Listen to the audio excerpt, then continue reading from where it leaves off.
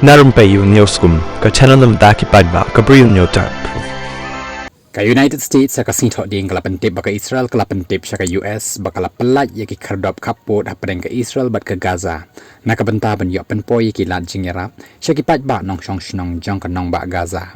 Namarhaki ni ki kindet sngi balalay u Secretary of State jong ka US u Anthony Blinken baru Defense Secretary ka US u Lloyd Austin diladep penbet yaki Israel tat hado ka khalai trik jong naiwing baka day ban ai por ban yo ban penpoy yaki lat jing yarap syaki pat ba nong shong shnong jong ka Gaza kumta loong baka Israel hadin baka la plibiang yakate ka benta kaput na eres kala pentip sya ka United States bakan sapli bat ai lat ru yaka jing lait rung kitanat yarap lengba ki kerdop kaput ka kisufim na ka benta ban yo pendep yaki kam ki baka United Nations bat ki we kitanat yarap ki bathumu ban penpoy yaki lat jing yarap syaki nong shong shnong jong ka Gaza kaki sufim kadai kathan bamarjan bat ka kibbutz marshiliang nakapang shathi jong ka nong ba Gaza bat kadai kathan ka ba sha thombor haki Hamas haka nyotrik jong risaw jong usnem aja apulai balalej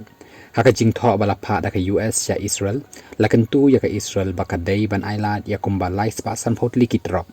haka shisngi makinet rung sha nong ba Gaza nakabenta ki kam jong ka tanat yarab bat haka sngi ba ar kila don kumba ars pa ar kondai tli kitrok kibala yo rong sya Gaza nakabenta kani kumban syuko daw hangni ka Israel kamshim la ailat borok shikata ban penpoy lat jing yarap sya Gaza bat kala penjur ya ka jing le thombor sya man ki than bat ki benta jong ka nong ba Gaza kanang ba kan yo ban penlim no ya borok ki dikot ka Hamas kumbala thumu